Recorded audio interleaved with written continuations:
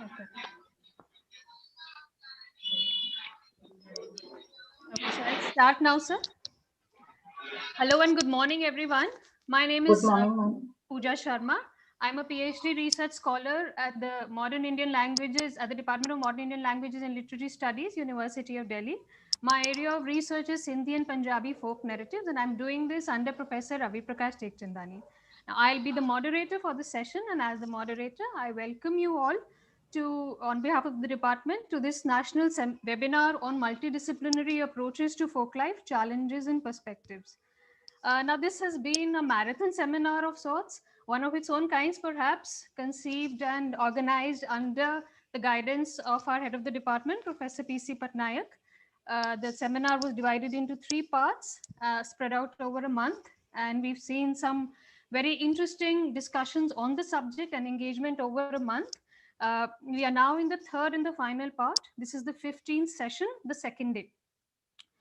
So as I said, we've seen some very inspiring papers, some very spirited discussions. We've also had some of the best minds in the discipline, some very senior academics who spoke to us during the special lectures. That was, so to say, the star attraction of this seminar that has been.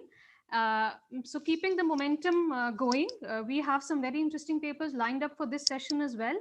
I will quickly go into the operative guidelines. Most of us are aware, but some of us who've just joined, for their benefit, I'll do a quick recap. There's 20 minutes. Each presenter gets 20 minutes to make the presentation. 10 minutes we keep aside for discussion. All questions have to be typed in the chat box. As and when the questions pop up in your mind, please type them so we save on that very precious time. All the presenters are requested to kindly introduce themselves before starting the presentation. And everybody, please keep yourselves on mute so that we can proceed without any hindrance.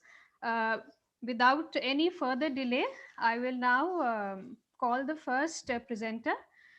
Her topic is the figure of Wari in Kumaoni and Garhwali folklore, understanding the geographical challenges of hill women in Uttarakhand.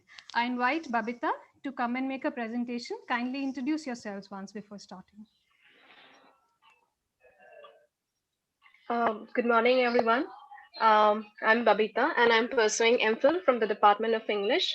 And I'm very thankful to the Department of Modern Indian Languages and Literary Studies, Professor Patnaik, and all the organizers of this webinar for giving me the opportunity to present my views on folklore of Kumaon and Garhwal.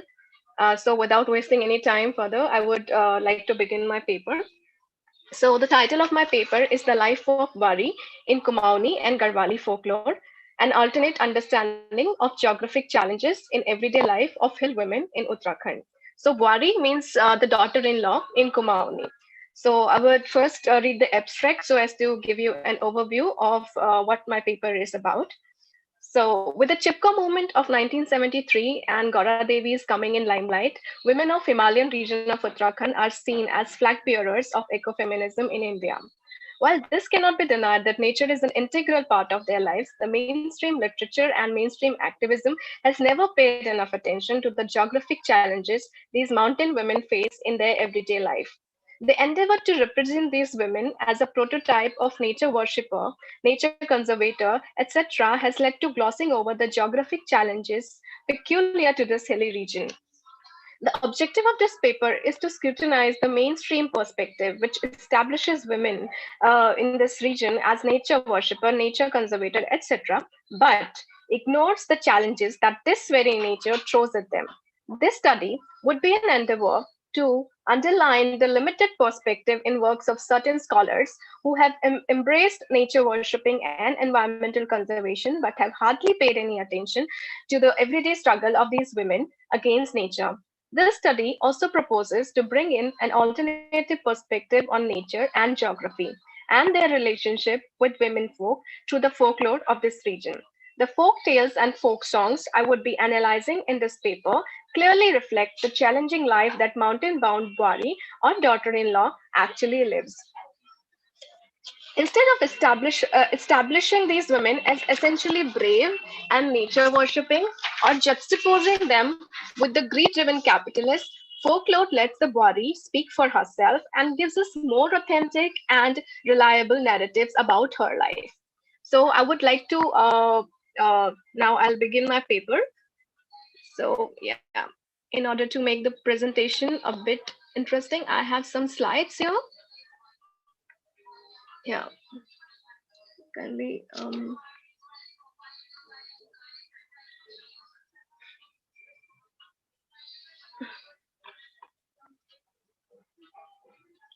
Yeah, is it visible?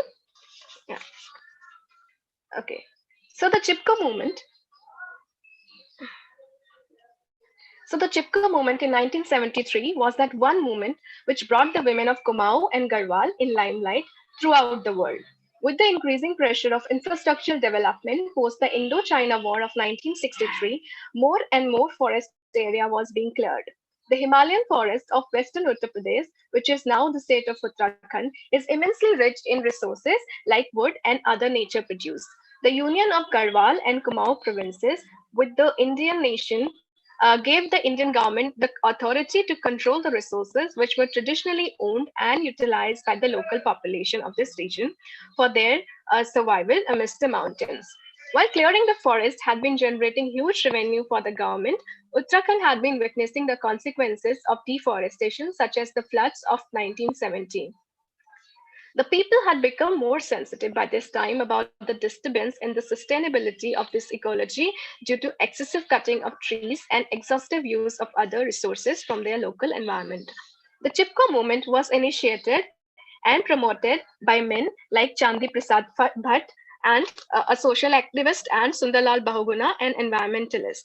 In 1994, when women of Raini village of Chamoli district collectively resisted against cutting of trees by a sports company in absence of their men folks in the forest near their villages, the mainstream media made these women exemplary of nature conservator or environmentalists.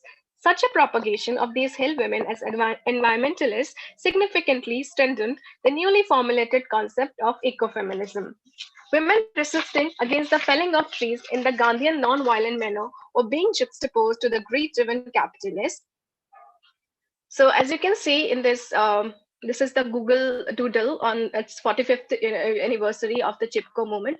There are only women. I mean, we can hardly see a man, but we all know that Chandi Prasad Bhatt and Sundarlal Bahuguna had a huge contribution in initiating this movement. So yeah, so the no, the well-known linguist Ferdinand de Saussure promoted the idea that meanings are arbitrary and relational. The anthropologist Claude Lévi-Strauss draws from Saussure's linguistic theory to study culture and society. He proposes that just like language, the human brain analyzes the cultural data through some pre-existing universal structure. In other words, the brain understands all social concepts in terms of binaries and relativism. Even though the concept of structuralism, which had also begun to be used across other disciplines of humanities and arts by the 1960s, was ridiculed and criticized in the 1970s because of its reductionist attitude even towards several complex concepts, it is still very conveniently used to formulate new theories and concepts. On the basis of many narratives and articles on Chipko movement, it would not be absolutely incorrect to argue that ecofeminists tried manipulating the data and circumstances in order to fit them within the structure of cultural binaries and to make them appropriate for supporting this theory. While men had contributed as much enthusiastically as women in the Chipko movement, it is women who are told to have led the movement in the work of Indian ecofeminists like Vandana Shiva. The complexity of the relation of people with the geography of these hills of Kumaon and Garhwal region has been reduced to quintessential binary of nature versus culture. While the theories and understanding of the life and culture of this region has been limited in the mainstream theories and research by non-native scholars, folklore reflects all possible nuances of the life and complexity of interaction of these hill women with nature. Since folklore emerges from the folk and the local, structuring or trying to fit it within a given theme or theory is hardly of any concern to this genre.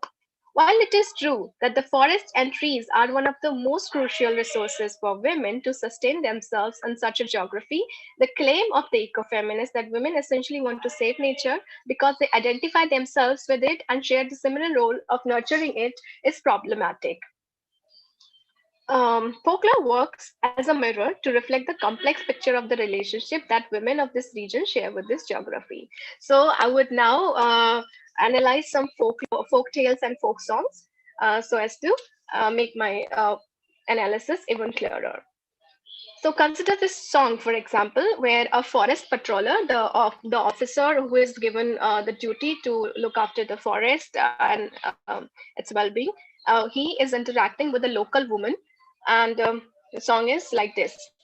"बारा का भीड़ा को छे घस्यारा मालू रे तू मालू नी काटा."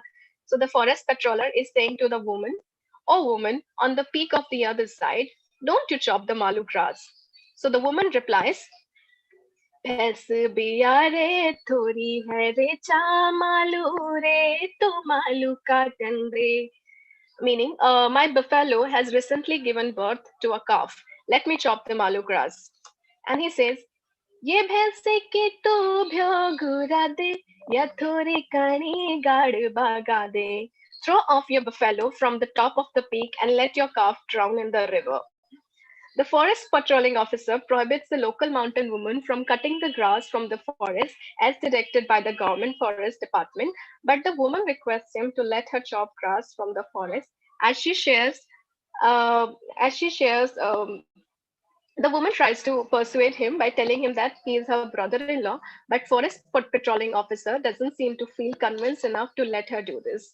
This conversation in the folklore not only discards the binary that women are naturally inclined to save trees or the environment and men are essentially just destroyer of it, but also tells us that in a topography like that, cutting certain trees is not a choice but a necessity for the women. They procure food for themselves and pasture for their cattle from the forest. The wood from the forest is still the primary source of fuels for a large number of these women. It is also used for making agricultural tools and other equipments. The mainstream literature and media often talks about the contribution of Uttarakhand's mountainous region in saving wild animals like tiger and the Himalayan leopard. However, the conservation comes at the cost of their life. um, yeah. So often do we hear the cases of the man-eater tiger and leopard in the region. As you can see, the Man-Eater of Kumau. It is also a book by Jim Corbett, after whose name this very famous park in the very famous park Jim Corbett is there in Uttarakhand. So at times, these man-eaters are killed by the local villager or the forest department when they become uncontrollable. The women folks who live in these hills and on whom depends a large share of this economy's production and agriculture often feel terribly afraid of having an accidental encounter with these wild animals. The mainstream media and activism does not show the fear in their mind because it would make the imagery of the brave woman, the ecological warrior of the hills, look fragile. The folklore, interestingly, reflects the fear and strategies of the local folks for the wilderness and wild animals. For example, there is a folk tale, Chal Tumadi Bantu Bat, meaning keep walking on your way, Tumadi. Tumadi is a big god-like Himalayan vegetable, also called snake god. So this is Tumadi. Um, a woman wishes to meet, so in the story, a woman wishes to meet her daughter who is married in a far off village. She is desperate to meet her, but is afraid of her encounters with the wild animals in the forest that lies between her own house and her married daughter's house. When she is on her way to her daughter's home, she meets a tiger who wants to eat her. She makes a plea to let her go to her daughter's house so that she would return with more fat as she would be treated with good food there. The tiger and other wild animals let her go and wait for her return. While returning from her daughter in law's house, she shares dilemma with her daughter and her in laws. The daughter disguises her mother by packing her within the tumri or the snake guard and teaches her certain magical mantra which she had learned from her mother in law so as to make the tumri walk. As she begins her return journey, the wild animals see the tumri and ask whether it has seen an old woman. The old woman therefore replies, "Chal tumri bantu bat, main ki janu budiya baat," meaning, "You keep walking your way, tumri. How would I know about that old woman?" So whenever she meets any other wild animal, she says the same to every animal. The wild animals feel annoyed by this attitude of the tumri and decide to break it. To their surprise, they find the old woman within the tumri. All the animals starts fighting amongst themselves to eat Rami, the old woman. She climbs on a tree. She tells them that whoever will catch her when she would fall from the tree would be entitled to eat her. All animals start staring upwards towards the tree and wait for her to fall. Meanwhile, she uses strategy of her daughter and sprinkles chili powder in their eyes. All animals start running here and there, and Rami escapes from them. This apparently funny folktale gives us a glimpse of fear of wild animals, especially amongst women, as they look after most outdoor tasks such as collecting fodder and fuel from the forest, carrying water from far off places, etc., along with conventional roles of women in Indian society. Most men migrating to plains for job and education leave these women highly burdened, having to look after home as well as the world.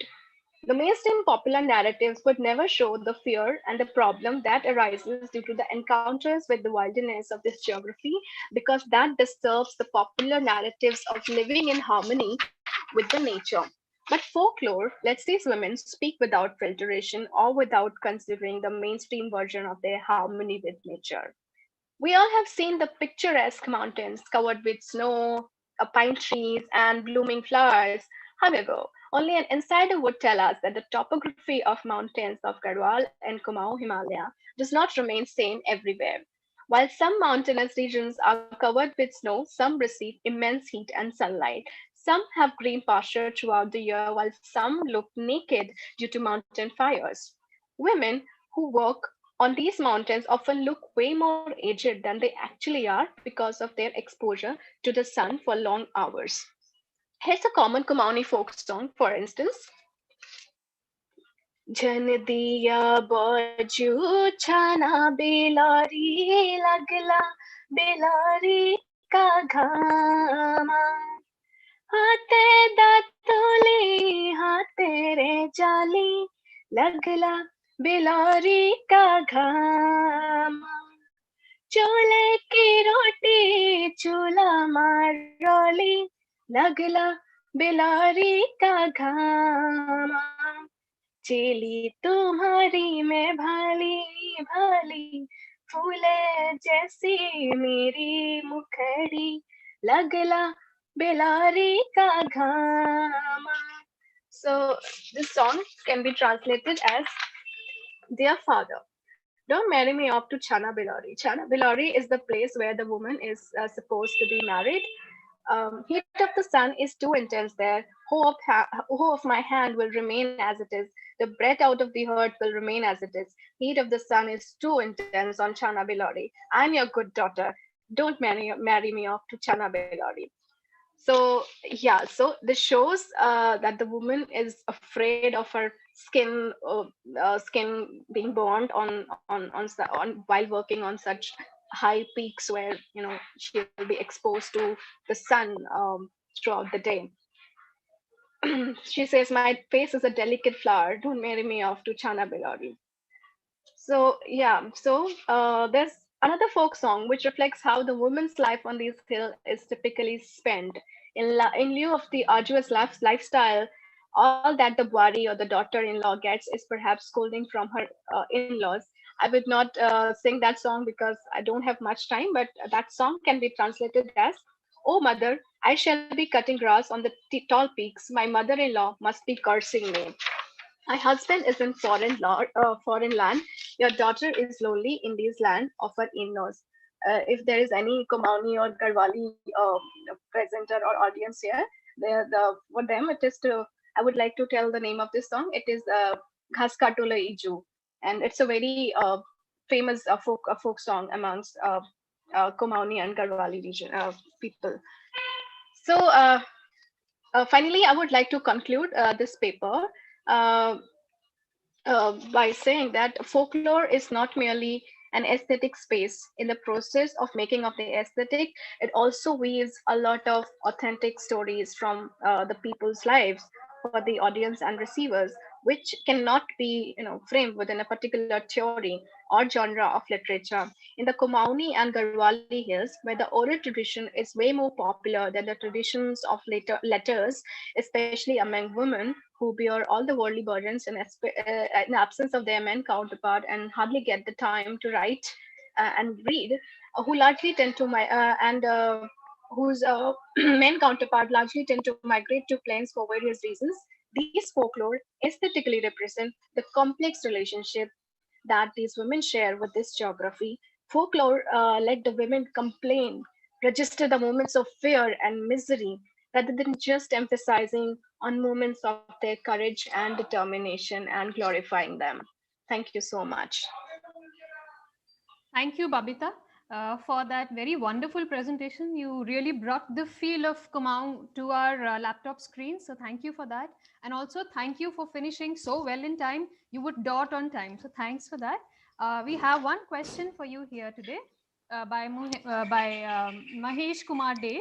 He's asking, what are the works of men in the region if women are the backbone of the family income? Do men also participate in the folk songs of the region? Yes, men participate in the folk songs of the region. There's a genre of Jhoda.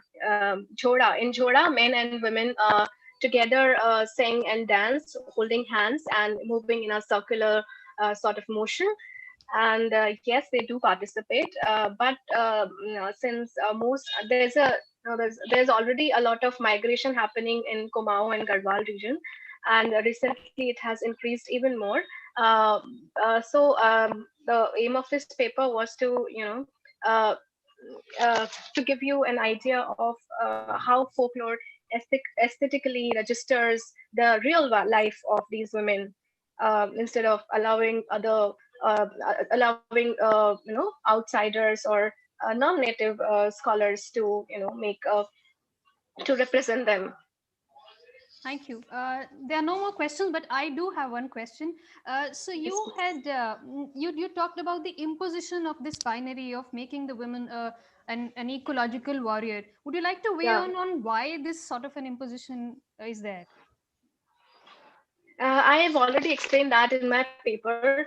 As we, I mean, we see if we go through the work of ecofeminists and other scholars. This allows them to conveniently, show these women as eco warrior or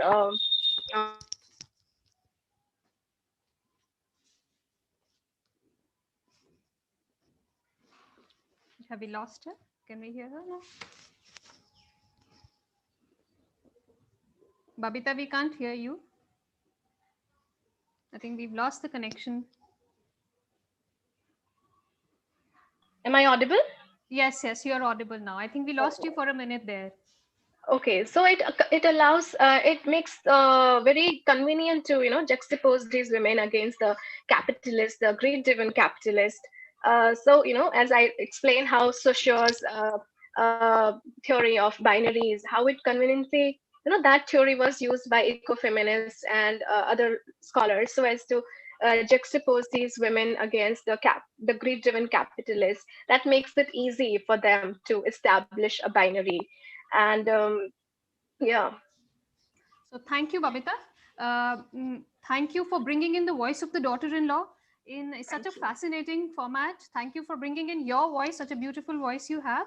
With Thank this, we close this paper. We move on to the second paper for the day. The topic is migration memory as oral history with reference to the Brokpas of Darchik village in Ladakh. I would request Raina Bowal to come and present her paper. Thank you, Raina. Please introduce yourselves once.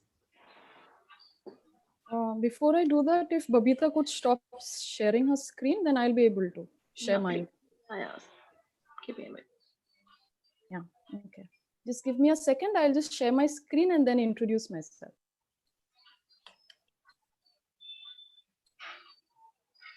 Pooja, is the screen visible? It's visible. It's visible. Okay. If you could make it Is full it, screen. Yeah, yeah. is It's it good okay now. now? Yeah, it's good now. Okay. So should I start, Pooja? Yes, please. Okay. So good morning. To you all, my name is Raina Bhaval. I'm pursuing my PhD here in the MIL department at DU. What else to say?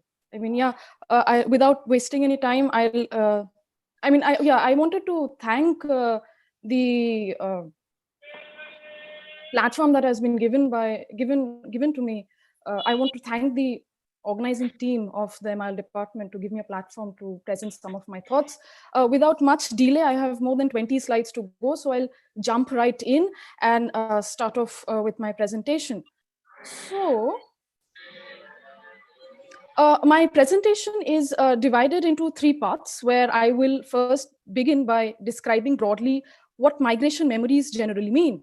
The second part of my presentation will focus on the community of my choice, that is the Brokpas of Dachik village in Ladakh.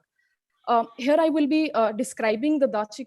Here I will be describing the prevalent migration memories among the Brokpa community, and the final part of my presentation will try to touch on the potential or relation between my memories of migration with the formation of oral history.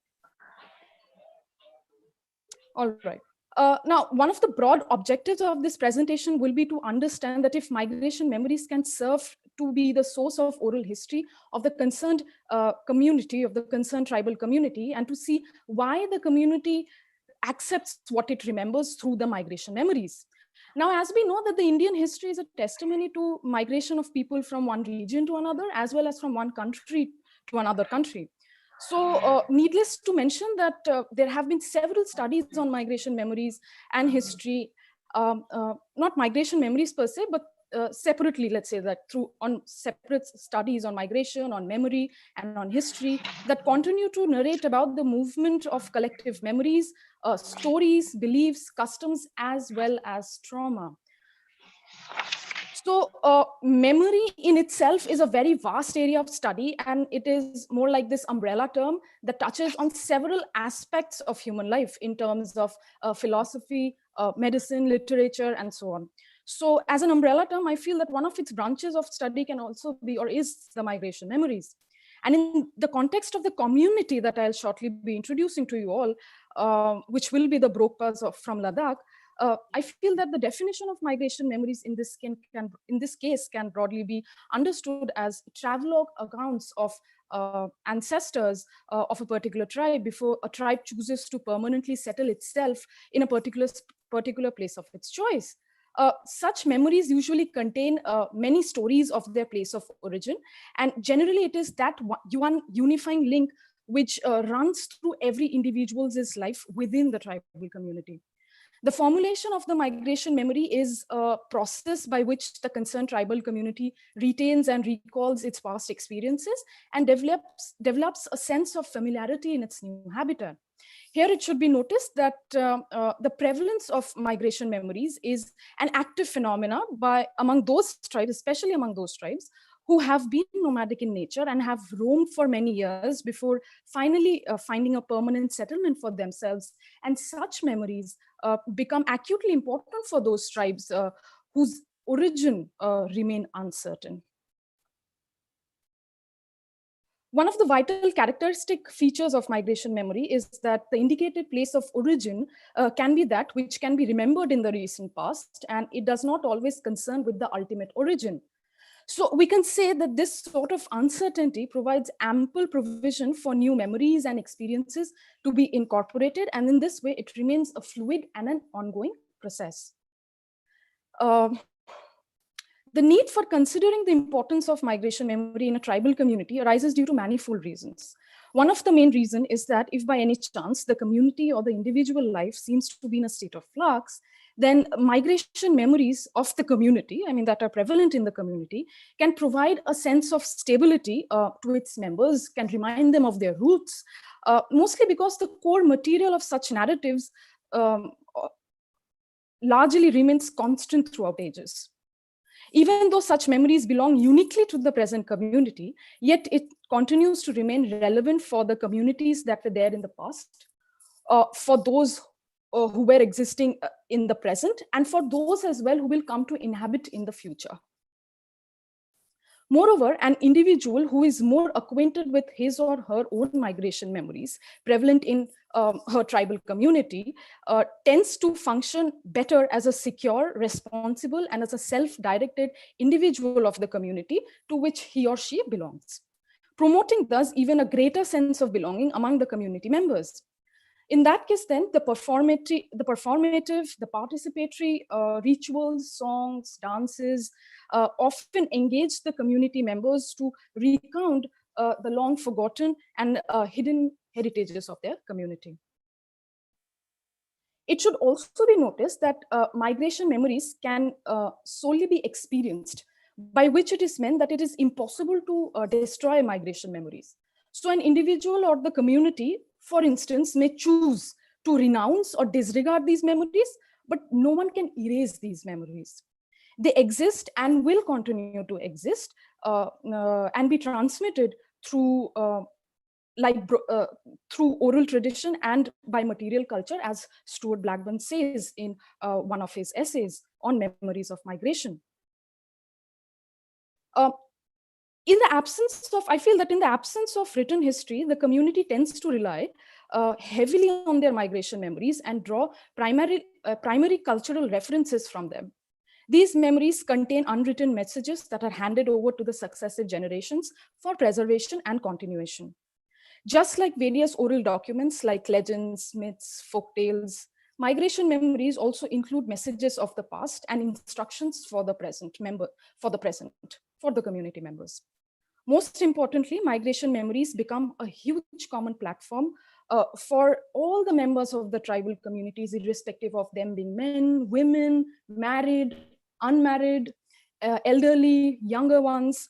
It carries a common platform for all of them. You know, something that allows them to share, something that allows them to have something in common with each other. Now I got to know about the Brokpas of Ladakh for the first time when I was supposed to write a term paper. And I bumped onto an article that claimed to have revealed one of the secrets of Himalayan range. And naturally, I was tempted to know more about what this cultural secret exactly was. Eventually, I got flooded with online articles where each article seemed to offer something exciting about the Brokpas. From news tabloids to several YouTube videos, I realized that the Brokpa tribal community of Ladakh has in fact received a considerable amount of attention, both anthropologically and scientifically in terms of genetic studies. In this slide, I have kind of included certain snippets from online newspapers with fascinating titles. So as you can see, the very first snippet kind of tells us that how a Jaipur photographer has uncovered a 5,000-year-old Himalayan secret. Similarly, the other article is talking about a hidden Aryan tribe and the struggle to keep up with the changing world with reference to the Brokpas.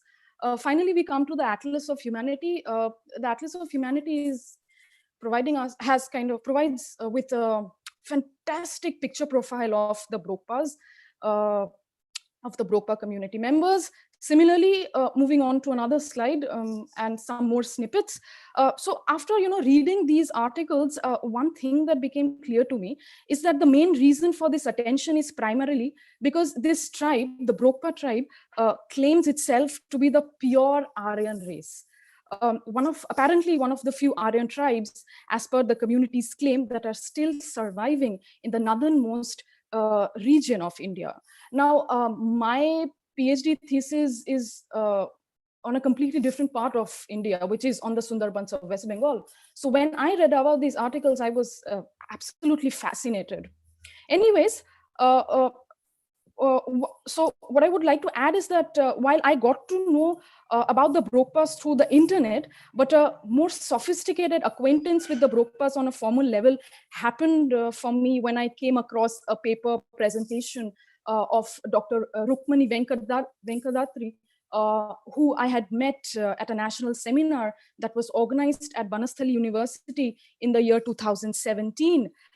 In this seminar, in which I was also presenting a paper, Dr. Rukmani presented a fascinating paper on the Brokpa folk songs.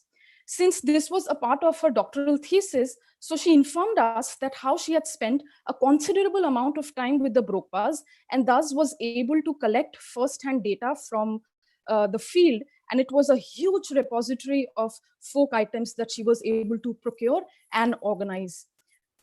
Similarly, my next acquaintance happened pretty recently, in the year 2020 itself, in the month of October, when I again attended this webinar by Dr. Saloni Bhatia. Now, her presentation was again a part of her doctoral thesis, where she was talking about the animal motif as seen through the folk songs or folk tales of Ladakhi people. Even though her doctoral thesis or her presentation, let's say, was not specifically focused on the Brokpas of Ladakh, Brokpa people, but then since she was traveling along the folk tales of the Ladakh region, so she was very well aware of the contemporary situation of the Brokpa people. But I feel that my paper presentation is different from that of Dr. Rukmani or Dr. Saloni's, in the sense that I feel that I am more interested in witnessing the possibility to construct oral history through migration memories and to consider, and so the Brokpa tribal community becomes very important for scholarly consideration. Of course, the scope of my study is very limited as compared to doctoral theses, of course. So continuing with the ideas of who the Brokpas are, I can tell you that the Brokpas have a fully developed language of their own, known as the Broksat, and the community members claim to depend heavily on oral tradition, particularly on their memories of migration. These people accept the memories of migration to contain authentic historical information about their own community. Consequently, it is evident for the Brokpas that memories have become something more than just storytelling, since these stories touch the lives of every individual member of the community, and they chart out the course of their lives around them. Spread over a vast expanse of habitable yet inaccessible mountains of the Kargil district of Jammu and Kashmir, the Brokpa tribal community is spread across the villages of Ladakh called Dachik, Da, Hano, and Garkon. Proudly calling themselves Minaro, meaning the Aryans, this community has been a resident in these inaccessible human mountains for the past 5,000 years. Previous anthropologists from the Department of Anthropology in Delhi University itself have informed us that the Brokpa community differentiates itself from other inhabitants of that region, mostly on the basis of their Indo-Aryan features that stand apart from their commonly found Tibetan Mongolian features in that region. The identity marker of this tribe is an elaborate headgear called the tepi, which is made of real and artificial flowers, a silver brooch, and many other props. This headgear is worn during the special occasions, which is like working in the field as well. The importance of tepi is such that it is known to have several medicinal purposes. This slide kind of tells us that how the goat is important to the Brokpas. These people earn their livelihood by growing and selling of apricots, flowers, and they have a traditional rice beer called the Chang. Again, the Khaspa is the most important person. The Brokpas are acutely gene conscious, because of which they are forbidden from marrying outside their village or community. Apparently, no intermixing is allowed from the documentaries that I watched over the internet. Marriage function, that means, I mean, of course, becomes a very important cultural event. Over the years, the Brokpas have espoused a lot of interest in researchers, journalists, anthropologists, tourists, etc. So I like to take you through some pictures of how these Brokpas actually look like. So here is a list, or here is a list of certain of some Brokpa men and women. So here you go. Again, metals are considered pure, so utensils are polished and displayed. The women also wear heavy metals, silver jewelry, old metal coins are also a part of the accessory. The belief is that metals work on body to prevent sickness. Again, I think a few seconds before I was just mentioning the tepi, it's a headgear on an instrument that is believed to ward off evil eye, or which we in Hindi known as the buri nazar, you know. So the silver brooch again forms an important part of the. Coming to the second part of my presentation, I would like to tell you that, as mentioned before, the Bropa tribal community trusts heavily on their migration memories. That is, the stories narrating the travels of their community. Accordingly, there are 4 major versions of the migration memories prevalent among them. The first version tells us that the migration memory depicts, the first version of the migration memory depicts that the Bropas belong to the members of the Alexander's army who stayed back in this region of Ladakh and settled here permanently after Alexander the Great, that we all know about, moved on to the other parts of the country. The second version, according to the second narration, the Germans apparently frequently visited these villages, mainly on the orders of Hitler, whose obsession with pure breed led his soldiers to come here around 1938 in search of the pure Aryan race. The third version tells the story of travelers who migrated from Europe to Gilgit, that now falls in modern day Pakistan, and finally settled here in Ladakh. Finally, the most commonly recounted version is the fourth variety of migration memory, tells the story of 6 brothers who got separated while they were making their cattle graze in the field.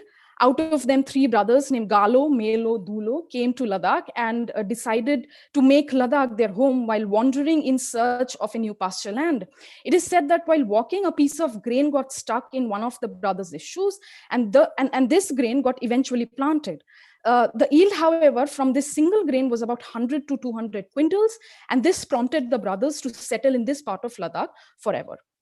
I feel that from these 4 versions of the memories of migration prevalent in the tribal community, it can be inferred that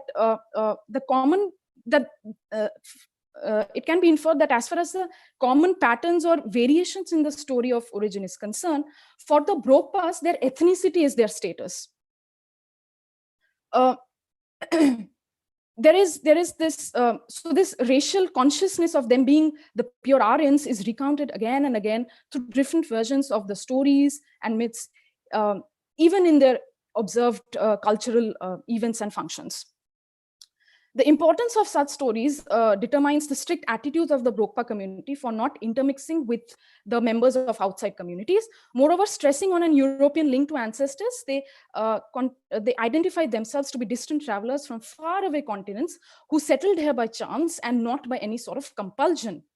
So as migrants, they do not have any instance of being unwillingly exiled from their domicile or any other situation of national crisis that led to their movement. And therefore, we can assume that there lies no regret of having left their original home. Since the since the scope of my presentation is relatively limited, so I will try to sketch some broad ideas that can be worked upon by those who might be interested to work in this area. So my first proposition in this case is that in case of the Brokpas, I feel that it is possible to construct oral history using the memories of migration. This is mainly because due to the absence of formal script, the Brokpa songs, ritualistic performances have... Yeah. Sorry to interrupt you. If you could conclude in 2 minutes, you have about 2 minutes. Yeah, I'll be able to conclude in 2 minutes. So like I was saying that I think it is possible to construct oral history.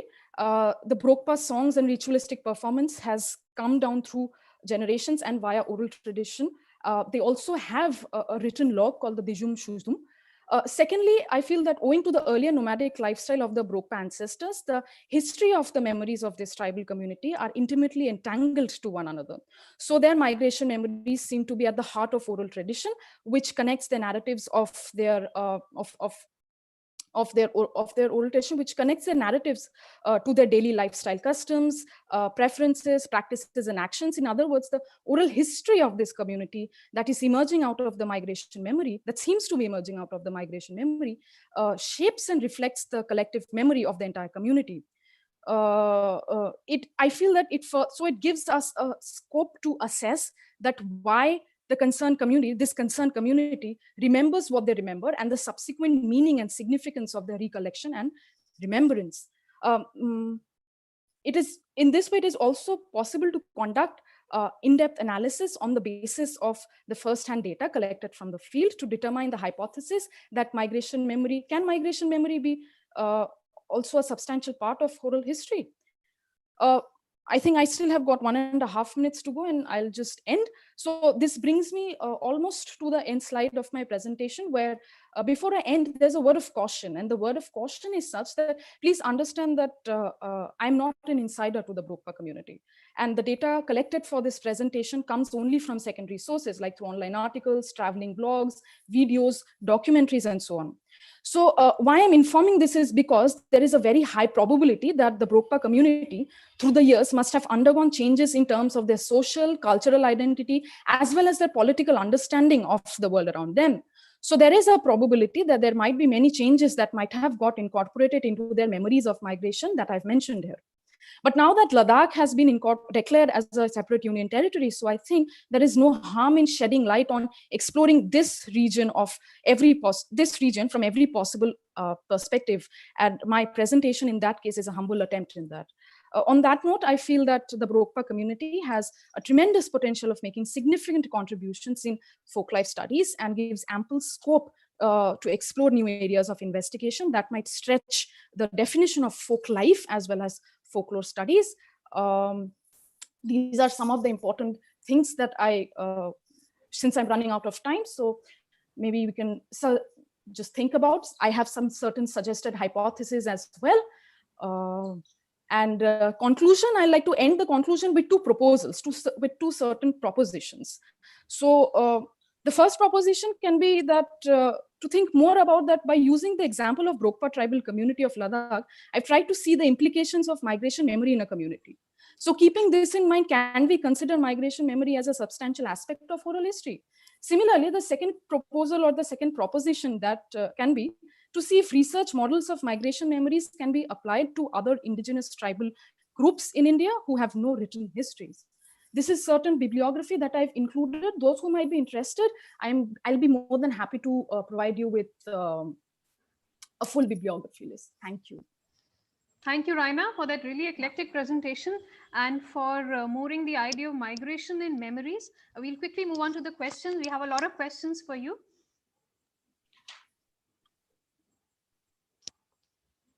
So the first question is from Patnaik sir. The first question is from Patnaik sir. He's saying, could you please explain why do you say that the migration memories are travelogue accounts? Okay, I say so because with respect to since I have a community in mind, which is the Brokpas, so I feel that when it comes to the definition of migration memories in respect to the Brokpas, I feel that they can be aptly described as travelogue accounts of the ancestors of Brokpas who were extremely nomadic in nature. And the 4 varieties that we saw are a testimony to that. So it is because of this reason that I have kind of slightly, let's say, molded the definition to say that these are travelogue accounts of the Brokpa community as far as their migration memory is concerned. Yeah. Next question is from Ranutma ma'am. She's saying, are you aware of the novel Sanam by Y.D. Thongshi based on the Brokpa community? You may consider going through this novel for your further reading. It's just a suggestion also, I guess.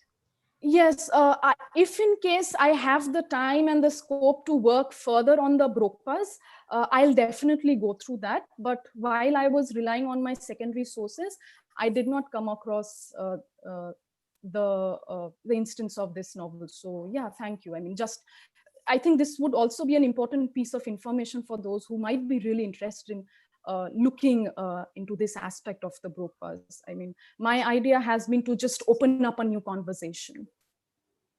Yeah. Next question is by Shashank. The question is in 2 parts. First is, do migration memories relate to social, economic, and politics of the 2 regions, or is it completely an individual entity?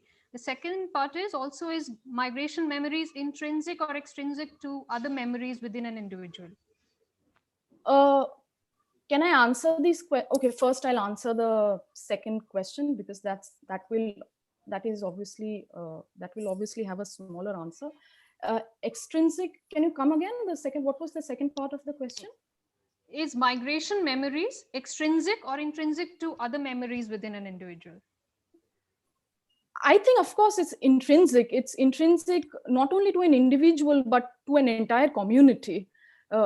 And a community is made up of several individuals. So migration memory tells not only of where these people are coming from, of what their roots are, but it also gets recounted in their marriage functions, in other social functions, of of remembering their ancestors. And so I feel that it's definitely intrinsic. And coming to the first part of the question, what was that? Do migration memories relate to social, economic, and politics of the two regions, or it's completely an individual entity?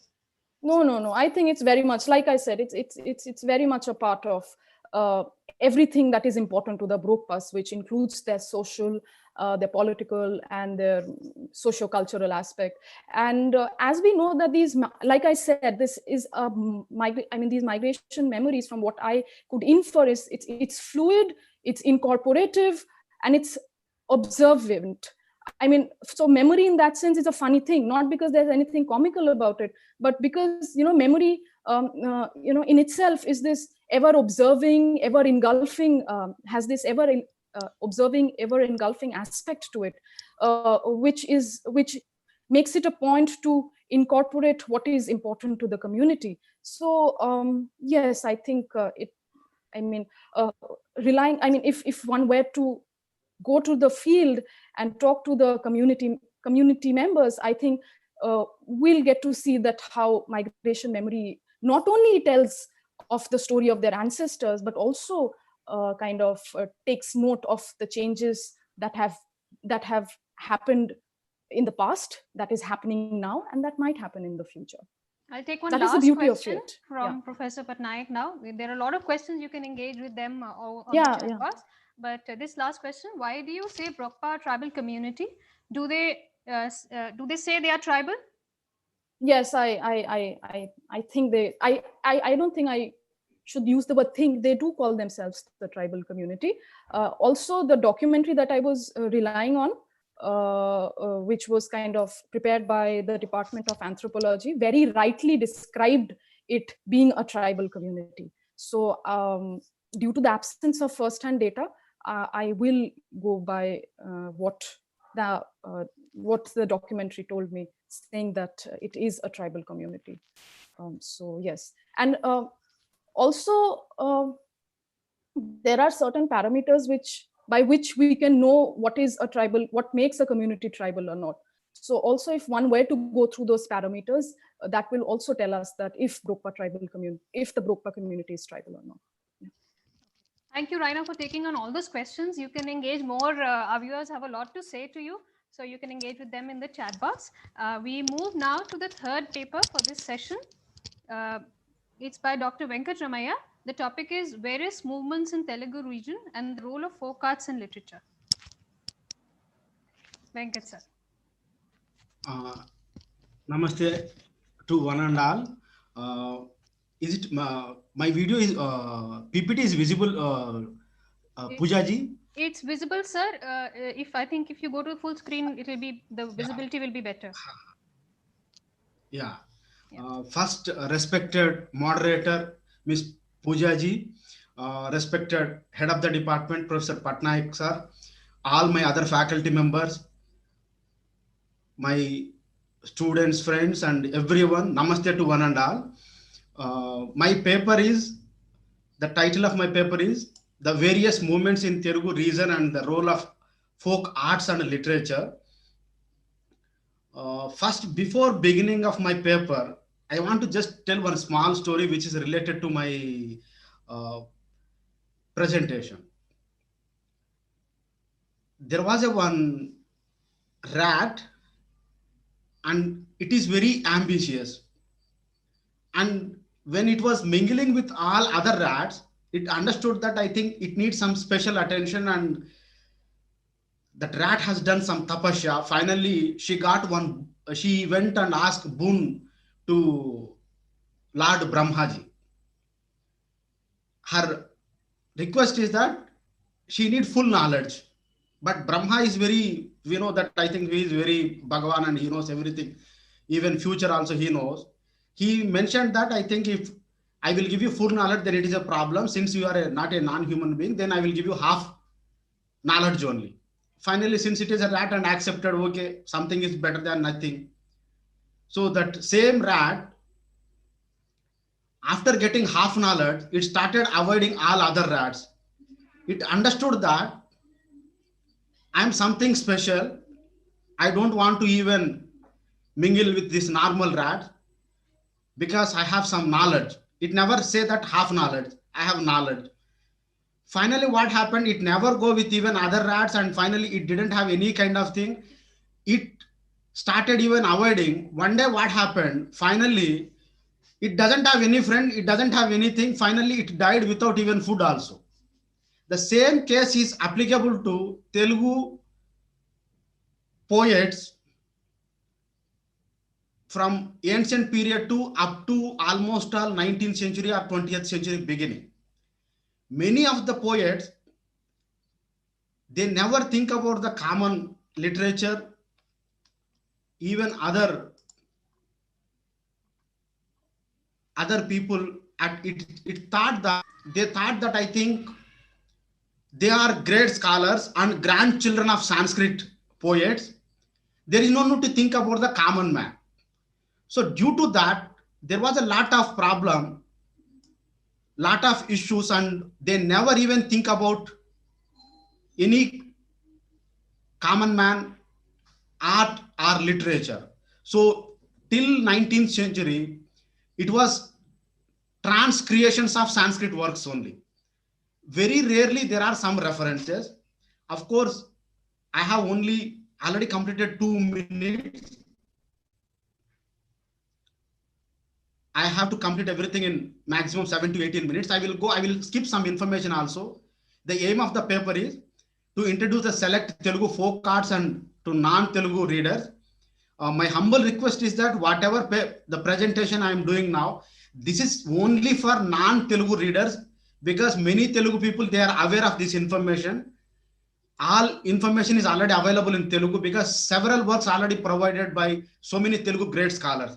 To understand the role of Telugu folk art and literature in various movements in Telugu region, to explain the role of Prajanatya Mandali and Jananatya Mandali in popularizing folk arts, to understand the Telugu folks' life through folk arts and literature. I have already taken some sources. This information, I don't want to again read it. According to even scholars, there are more than 120 Telugu folk arts, and it has more than 2000 years history. They have given with sources, and they have given even references.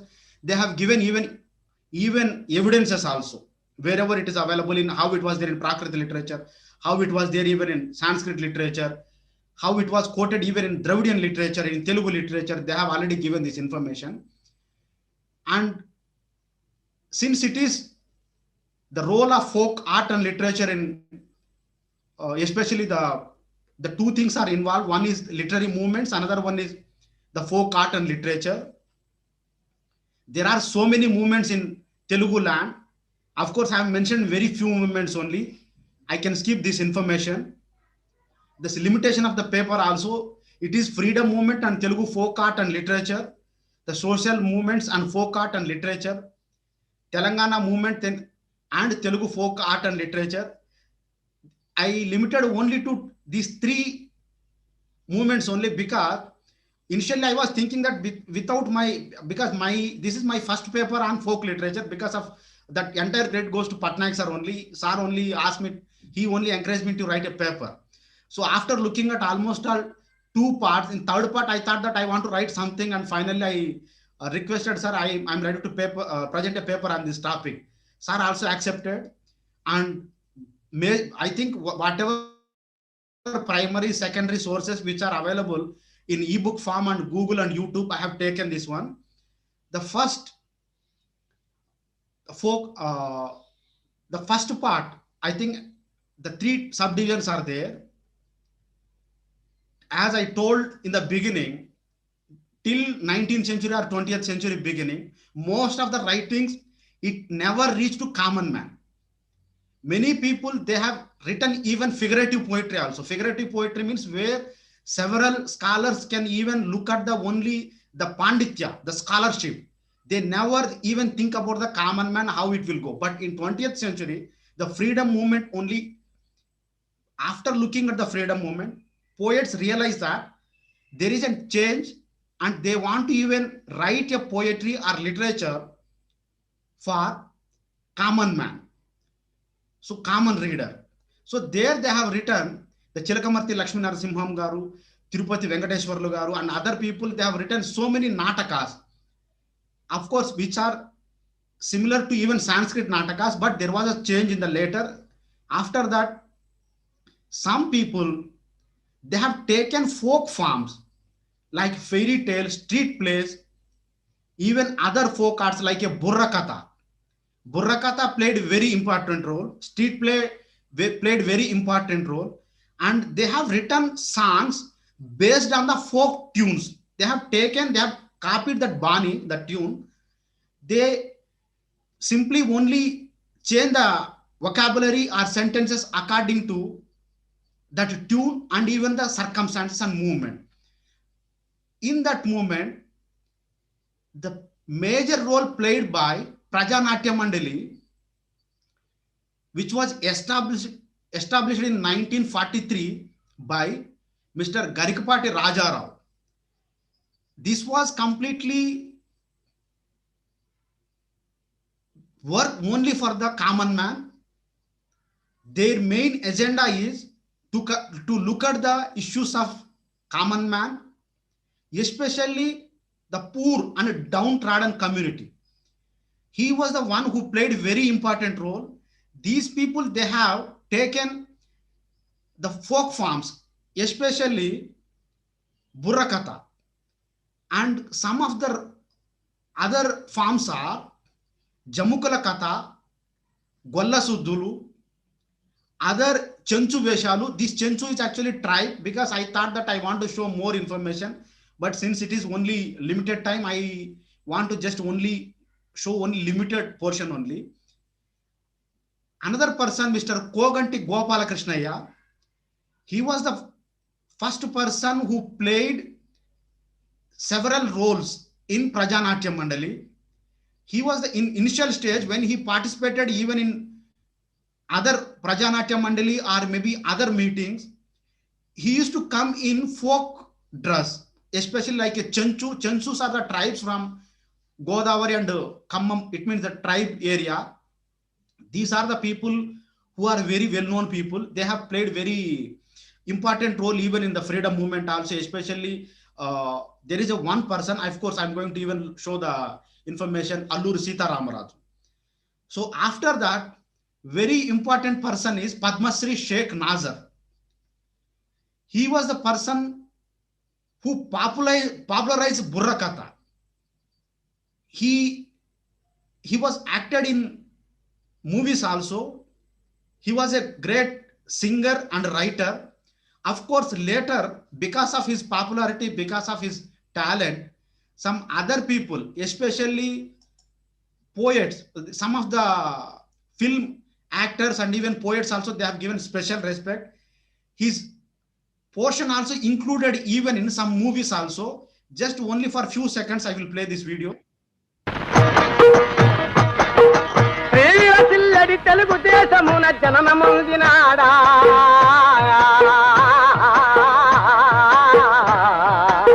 దేవా వీరాంగుడమన్య సోదరుల వీరగాథనేరు. The person who has that veena or tambura, because he is the one, generally in Burrakatha, there will be 3 people, but later some people added even 5 people also. One main person will be there. He used to narrate the story. Some another person, the right person, they used to call it as Rajakiyam. Rajakiyam means he is the one who used to try to balance whenever there is a need. Another person who is in the left side of the protagonist, that person try to make some kind of fun, jokes. Whenever there is a need, when they think that audience are feeling boring, then they used to tell a kind of fun jokes. They used to even narrate the entire information, how the story is related to the sub themes, what are the importance of that role. Especially this person, earlier there were some stories which is based on the historical ballads. But he was the first person who took that Burrakatha and he tried to even write, I think almost all, he has written one great Burrakatha that is on Allur Sita Ramaraju. Allur Sita Ramaraju was the one of the great freedom fighter who born in second part of 19th century, who died in around in 1927.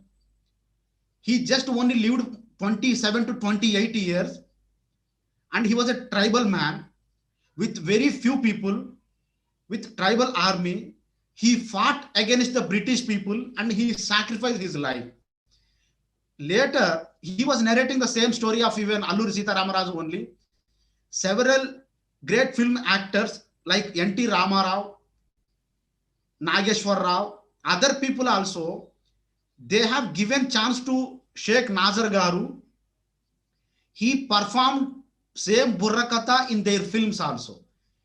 They were the people who popularized Burrakatha among the masses. First time that Burrakatha and folk arts, it was used for the knowledge of the common man. They were the people who popularized, and especially this man, he has taken a kind of initiate, and some people, they used to say that he was even in the service. He left even that service, the government service. He later, the Prajanatya Mandali used to pay some kind of maybe honorarium, and he traveled from one place to another place. He spent his entire life only to promote Burrakatha, and he was considered as a father of Burrakatha. Burrakatha Pitamahudu. After that, in Prajanatya Mandali, women also participated. These are the three women. Their names are Moturu Udayam, Mahankali Lakshmi, Chintala Koteshwaramma. These are the people who were telling Burrakatha among the masses, and they were the people very actively involved. They promoted and they traveled from entire Telugu land, one place to another place. They have seen almost all kind of major, wherever there was a movement, wherever there was any kind of issue, they used to take, the Prajanatya Mandal used to take even this women and even as well male people. They have gone. This is the right corner. There is another three male people, that is Jamukula Katha, which is very looking similar to Burrakatha, but the instruments are different. The technique and telling method is completely different. These are the people, they used to even narrate entire information. After that, the social movements, because I have only 5 minutes, I will go a little bit fast. In social movement also, later the Prajanatya Mandali, there was a kind of almost all difference of opinion among them. In 1964, the Prajanatya Mandali was again splitted. There was a kind of conflict among their people. So there was another group, Jananatya Mandali. It was formed. One of the most important person was Gaddar. I will show even that image also. These people, after that 1964, there was a Jana Sahiti, Praja Sahiti, Jananatya Mandali, Prajanatya Mandali. All people, they work for the common man, but they never come together. As I have told earlier also, the same kind of rat story can be applicable to here also. Most of the time, everyone, whenever some popular personalities are there, they were separated. They never work together. Somehow there was a kind of disturbance even in the movement. But that Prajanatya Mandali, and especially in Telangana Raitanga Poratam, Telangana peasant movement, it played a very important role. Bhumi, the Sunkara Satyanarayana, and other people, they have written great even natakas, that drama, the social dramas, it became very popular. After that, very important is Dalit movement. After 1980s, there were so many issues even in Telugu states. There were some kind of major problems in Karamchedu and Chunduru. Some of the Dalit activists, even some people, they were killed by other community people, non-Dalit community people. That created a kind of awareness. It became a movement, and some people, they died even in Karamchedu incident. So based on that Karam Chadu, there was a Oggu Katha. It was written by, of course, it is in Telugu. It was written by Divakar, Kalekuri Prasad, and Dappu Ramesh. They have, I don't want to show that video because already the time is very short. Dalitula Pata, they have again, it is in Telugu. I don't want to even sing that song also, it takes time. I will show how the folk art and folk tunes they have used. The left corner, his name is Mr. Gaddar Garu. He was the one of the important person who played very important role in Jananatya Mandali. Almost all his way of dressing and even the tunes, entire things are completely taken from folk arts. I will just only, because the video is also available, I tried to cut, it was a problem. I will just show how they have used even that tune. It is only 10 seconds only. Adigo, Dalita Pululu. Dalita Pululamma. Hey! కారం చెడు భూస్వాముల మీద కలపడి నిలబడి పోరు చేసిన దళిత పులులమ్మ. This is just only because I don't want to play everything. So they have taken the tune that even the voice, whenever they rise, it is completely a kind of form from Burra Katha, even Oggu Katha, other forms they have taken. They have modified according to even the circumstances and even the conditions of the people. Especially it is related to the downtrodden community. And again, this is another liquor movement again is the liquor. So this is again, these are the 4 important folk artists. They have played very important role, and the movement was actually started by Mrs. Dubaguntu Roshamma. She was passed away recently because of the liquor. Her two children, husband, they have lost even their life. After that, she took initiative.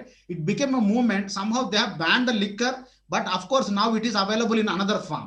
I don't want to explain all this information because I have only 2 minutes, and I want to show a very important one, the Telangana movement. The Telangana movement also, they have completely taken entire thing based on the only folk community only.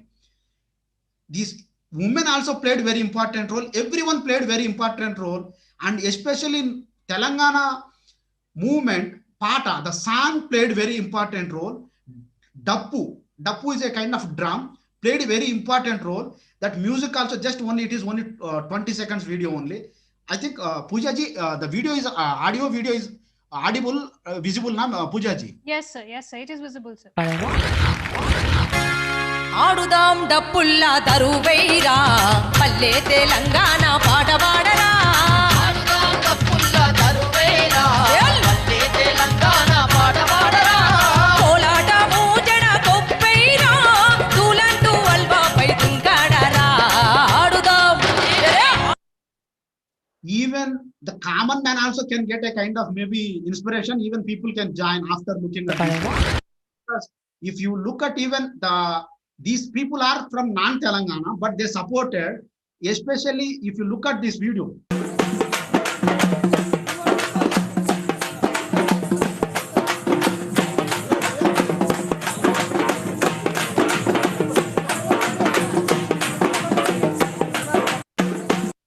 I'll stop here and I will show one more, just 20 seconds clipping, then I will stop and I will give my comment. Telangana Janani Jayaketanam Mukkoti Gontukalu Okkataina Chetanam.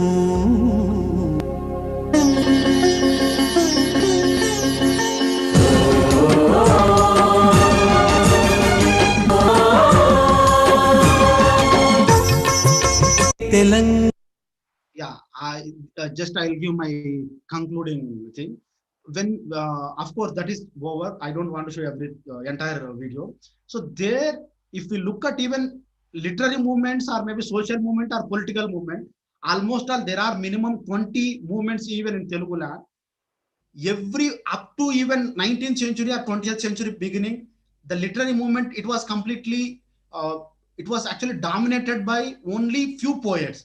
But after Prajanatya Mandali and Jananatya Mandali, that movement entered into the folk people and it played a very important role. Later, especially all folk arts became very popular even in contemporary period because of this Prajanatya Mandali and Jananatya Mandali. These folk arts played very important role. Even they only have given a kind of message to the common people. If I say that Telangana was got by Telangana people, not because of maybe other reason, I can say that because of folk art, folk people, folk dance, folk songs. Thank you so much. Namaste to one and all. Because of course I know there are so many lacks in presentation. If there is any kind of mistake also, I can look at this one. Now I want to see the chat box and questions also. Thank you so much. Thank you, sir. Thank you, Dr. Venkat, for that really interesting presentation. You very beautifully placed folk tales in the context of social movements. So thank you for that, and also thank you for being very mindful of the time. We have one question here from Ajay Kumarji. He says, please explain the role of Telangana struggle, Surapet, etc. What is the current position of Varavara Rao and the Great Gather? Madam, I can explain. Sir, kindly give me your phone number. I will talk to you and I will explain, because since it is already there are so many other issues. It is already the government and everything. It is already observing. Even Patnaik sir told me that the first information I got that there should not be any kind of controversial information. So I can give half an hour information on this issue, but now not here. Sir, kindly forgive me. Okay, Because I want to take some another kind of information. I don't want to take that part in the webinar. We move to the next question. Query regarding the last song. Is it the state song of Telangana? Yes, sir. Now it is, they have made it as a Telangana state song, sir. It was written by Anjasri. Of course, he was, some people, they used to tell that, of course, I have, one time only I met him, but I don't have exact information. People, they used to say that he is illiterate, sir. He used to narrate that the song to his daughter, and daughter used to write the same information, sir. This question was from Professor Patnaik. So with this, we come to an end of this paper. We move on to the fourth paper for the day. Thank you, Dr. Venkat. Thank you so much, Pooja. The fourth paper is titled Folklore, Folklife Studies in India, Past to Present. I would invite Meenakshi VS to present her paper. Please introduce yourselves once before starting. Hello. Yeah, we can hear you. Thank you, ma'am. Please go ahead. Just a minute. Yeah.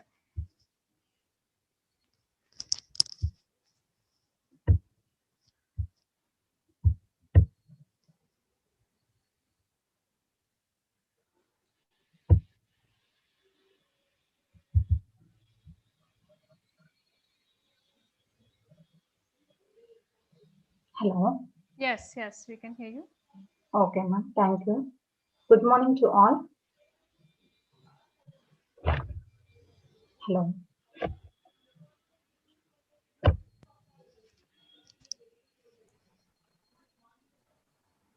Good morning to all. I am Meenakshi, pursuing B.Ed second year in Anne Fatima College of Education, Kovilacheri. Here I am going to tell about folklore and folk life studies in India, past to present.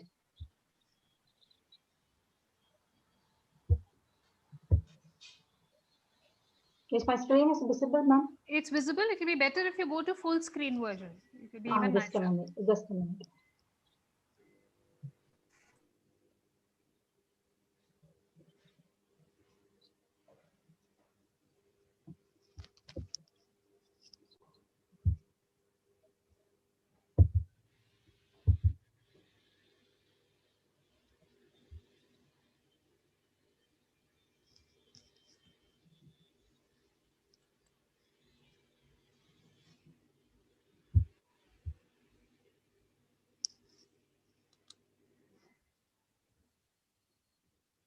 Is it visible clear now? Yeah, we don't have the full screen version, but I think we can go ahead with this now instead of, we utilize Okay. India is an ethnically, linguistically, culturally, and religiously diverse country. India is shining ascendant in folklore and folk life. Folklore is the pillar for hold up native beliefs, customs, and ritual stories of a community which passed through the generations to generation by words of mouth. Indian folklore or mainly deals about legendary figures, moral lessons, and histories. We are, for example, we are well known about the Ramayana, the Mahabharata, the Upanishad, and each and every community has a set of particular rituals or stories for their community. Then India folklores are predominantly localized for religion morals. It also entertained and enlightened us. It occupies a special place in the history of world folklore. Then we are going to see about Indian folk life. Is my voice is audible, ma'am? Yes, it's audible. Okay. Folk life is the living tradition currently practiced and passed along by word to mouth, like imitation or observation within a group such as in our family or our society and religion and so on. So everyone and every group has particular folklore of their own. Then Indian folk life play a vital role in our society because still the lot of ceremonies and rituals are followed by our ancestors' folklores. So it played an important role in our society, and also it has a vast diversity. Each communities in India has a lot of traditions in folk life. Indian folk life is beautifully mirrored in the way of celebrating religious occasions, ceremonies, and rituals. Indian folk life highly inspired by mythological figures and customs. Based on our mythological stories, we celebrate a lot of occasions in every part of our India. Behind the celebration, we have a particular stories or we tell that a particular myths behind that.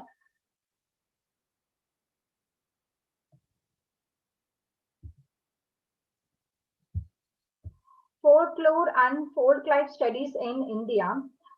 Indian folklore caught the attention of scholars because of its mystifying abundance in oral and traditions. The work of Max Muller and Theodore Benfey on Indian myths and folk tales contribute a lot of sources to folk studies, especially theoretical development of folklore studies. For example, we take the Vedas, great epics like the Ramayana, the Mahabharata, and the Upanishads, and also anthologies of folk tales such as Hitopesa and Brihat Katha, and also these are the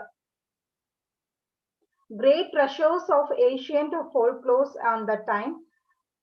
In India, folklore and folk life studies are flourished only after the coming of British.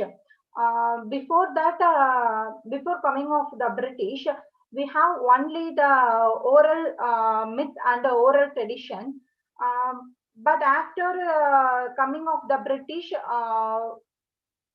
it can develop a lot of sources through the lot of missionaries and that Jawaharlal Nehru is one of the foremost scholar of folklore studies from India.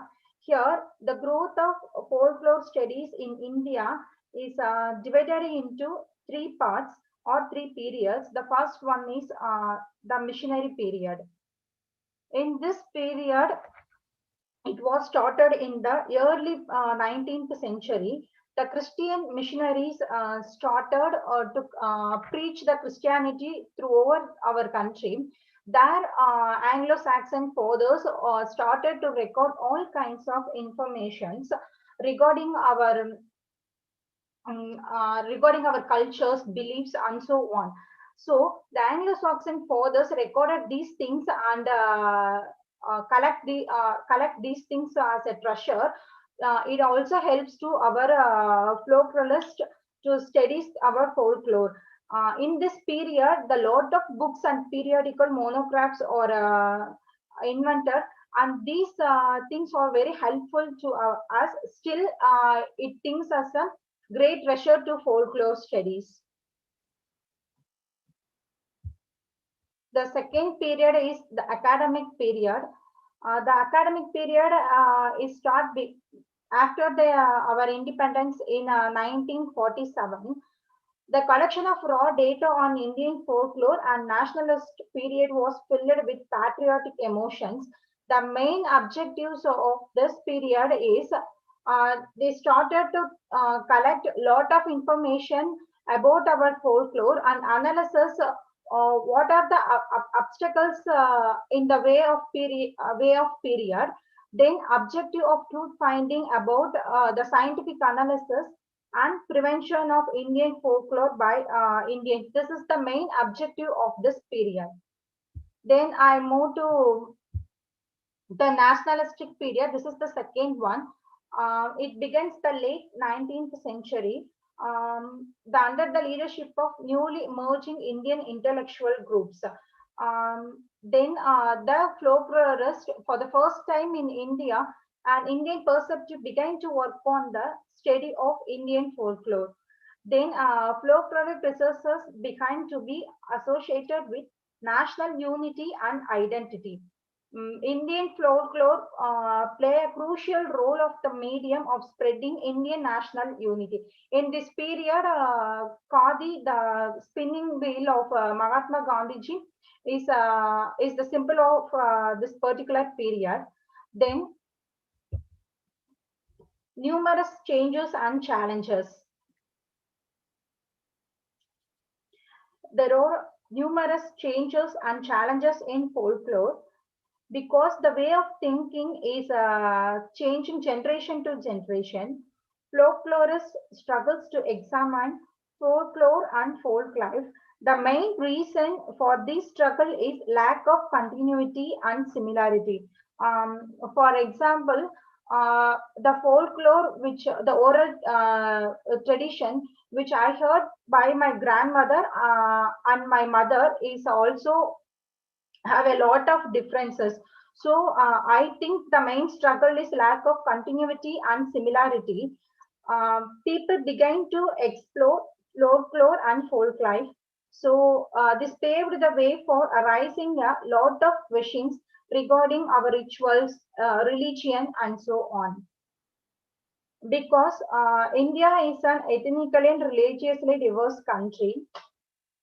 So I conclude that folklore and folk life studies in India help us to know our civilization, history, and teach us moral lessons. Still, in many rural and villages, there is no, they have no awareness about folklore and folk life studies. And I conclude that folklore and folk life studies is always teaches and guide in the moral way. Thank you. Thank you, Meenakshi. You do still have 15 more minutes to go in case you want to elaborate on any point, but it's okay. Okay, ma'am. Shall I? If you want to, please go ahead. Yes, ma'am, shall.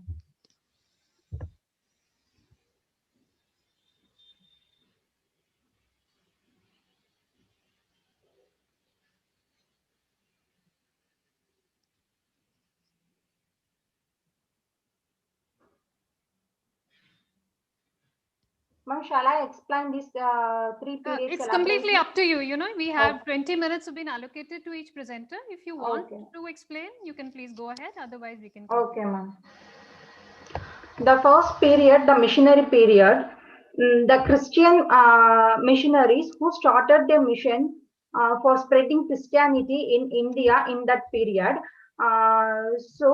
In first hand, resources of Indian traditional culture starts to collect the various sources from all over the India about the folklore.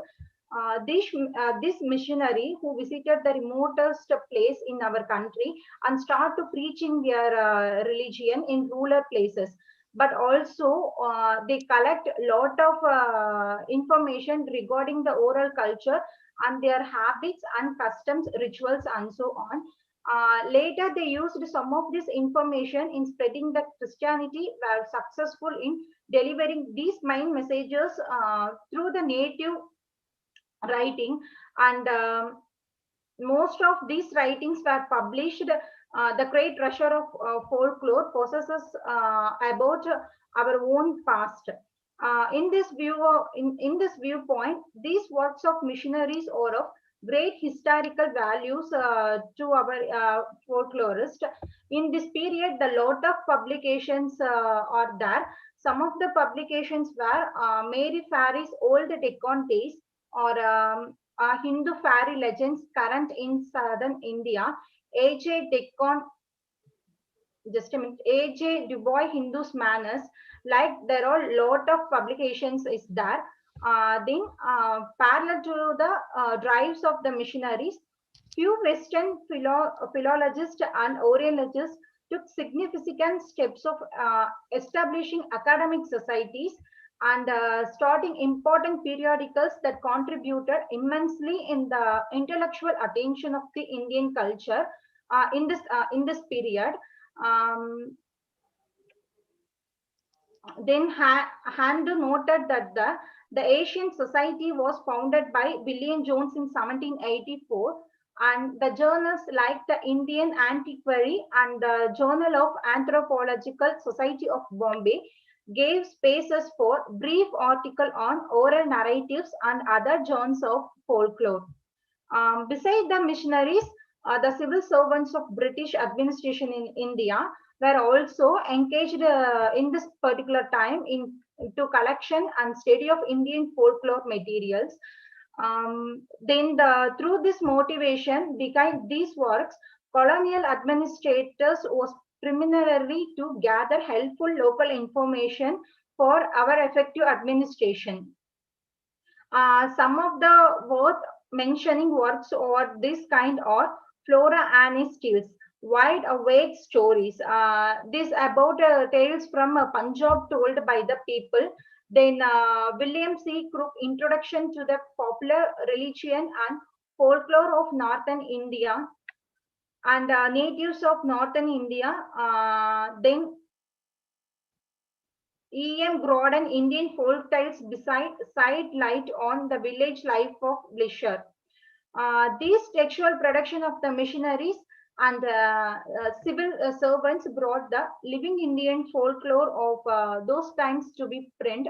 And these book periodical and these collections are valuable reference for folklorist and anthropological research in India. Then the second period is the nationalistic period. Towards the late 19th century, a sense of Indian nationalism began to grow in under the leadership of newly merging Indian intellectual groups. It helps to enlighten with the Western education and initiated a renewed nationalistic attitude towards their own society and own culture. Also, the work of missionaries and civil servants who got a lot of textual production on Indian local traditions. Sometimes it indirectly contributed to the sense of nationalistic conscience among us to the Indian intellectuals. Then, in this period, the major works are Lakshmi Nath Bukhari Ait Shaku, Dinesh Chandra Chen Sati, and the folk literature of Bengal, and Ramnaresh Tripti, Hamara Gram Satya, and besides strike collections and anthologies of folklore materials, many Indian creative writers brought literary production in the form of novel, drama, poetry, and short stories that were either based on or highlighting the local folklore themes. Then, beside the Indian scholar and author, A few Western scholars also contributed heavily in the collection and study of Indian folklore during this time, especially the noteworthy workers, Warrior Allen, whose notable workers, Songs of the Forest, the folk poetry of the Gonds, and folk tales of Mahoshal, and so on, tribal myth of Orissa, and these are the main major work in this particular period. Then the treatment of the local folklore material in India by the Indians during this time is significant in many ways. First, in first part, we discussed to see that for the first time, an Indian perspective began to work on the study of Indian folklore during this period only. Prior to that, it was either the distant foreign Indologists or Christian missionaries or the local or colonial British administrators who put the data of Indian folklore with their non-Indian viewpoints. Then second one is folkloric resources began to associated with national unity and identity, which was apparent all throughout the Indian freedom movement. Then I already said that the discourse of the Khadi costume and Mahatma Gandhiji's spinning wheel are the most um, uh, apt example for it. Then folklore played the crucial role of the medium of spinning Indian nationality unity, both in pre and post independence time. Then the academic period. The academic period of Indian folklore studies, when one could see the formal study and research in a institutionalized setting as such as colleges and university, began after the Indian independence in 1947. The necessary stimulus required for this was gained in the spirit of nationalistic period. If the missionary period was marked with the collection of raw data on Indian folklore, and the nationalistic period was filled with the patriotic emotions, the academic period was featured with the objectives of truth finding about and scientific analysis and prevention of Indian folklore and by the Indians. Like the case in many other countries, study of folklore in Indian educational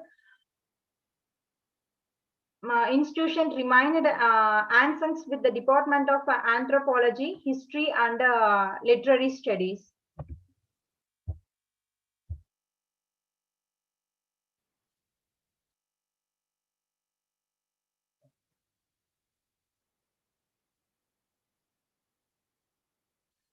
Then India, as is well known, occupies a special place in the history of world folklore. Then it also has the unique fortune of possessing the oldest written oral tradition in the world. These written traditions, by virtue of writing and strict regulating, have become frozen now, and with them many folkloric journals too.